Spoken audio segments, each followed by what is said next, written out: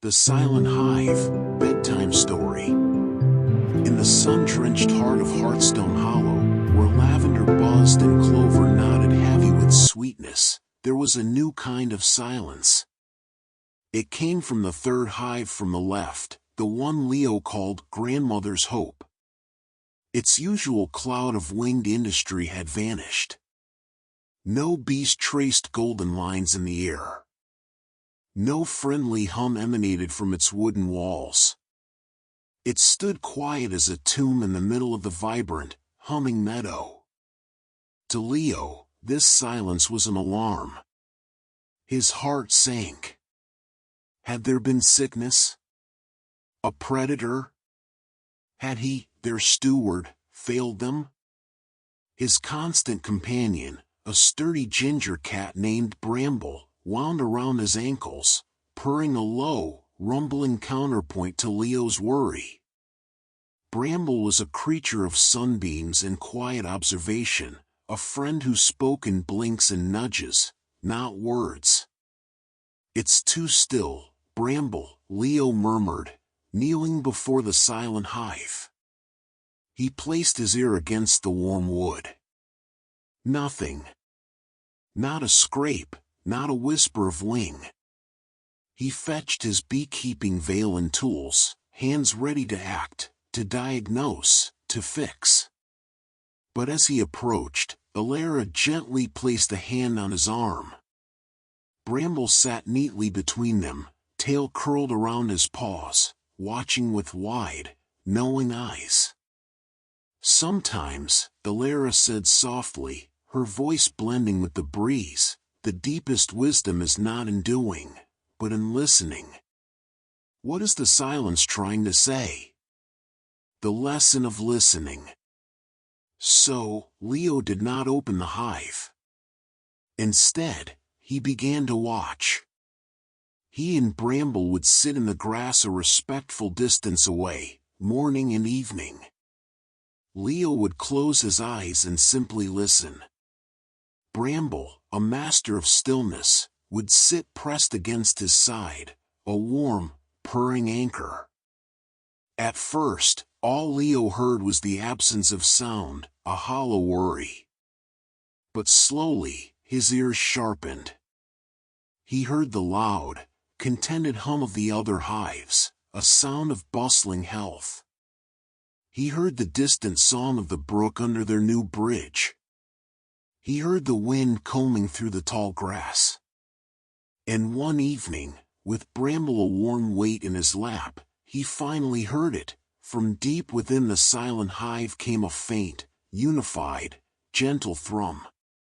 It wasn't the active roar of foraging, but a deep, vibrational purr, like the sound Bramble made when he was most deeply content. Leo's eyes met Alara's, who had joined their vigil. She smiled. "They are not gone," she whispered. "They are holding. They are in a deep, communal rest. Perhaps the queen is preparing for something new, and the whole colony gathers its strength, turning inward. It is their mystery." Bramble stretched, then trotted over to the silent hive. He did not paw or sniff aggressively. He simply sat before it, gave it a slow, respectful blink, and then returned to Leo. The act of faith. Leo put his tools away. His stewardship, he realized, was not always about intervention. Sometimes it was about trust. He left a small dish of honey water near the hive's entrance, not as a cure, but as an offering, a sign that he was there, waiting with them. He learned the difference between a dead silence and a living one. A dead silence was empty, hollow. This silence from Grandmother's Hope was full. Full of potential, full of collective breath, full of a quiet, thrumming patience. Days turned into a week. Leo continued his routines, Bramble his sunny patrols. They would pause by the hive, listen to its deep, mysterious purr, and then move on, their worry replaced by a quiet awe. The gentle return then, one morning washed in dew and early light. Bramble chirped a particular bird-like sound he used for interesting discoveries. Leo followed him to the meadow. And there it was. A single bee, then 3, then a dozen, emerged from the entrance of Grandmother's Hope. They moved slowly, almost drowsily, cleaning the landing board.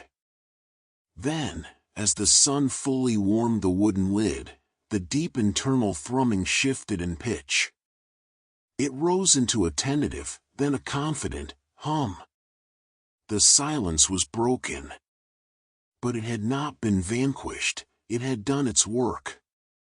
The bees poured out in a golden stream, joining their sisters in the lavender. The hive was alive, vibrant, and humming once more. Leo understood. The hive had not been sick. It had been in a state of profound restoration. That night, with Bramble curled on the journal beside him, Leo wrote, "The Silent Hive taught me today. Not all silence is emptiness.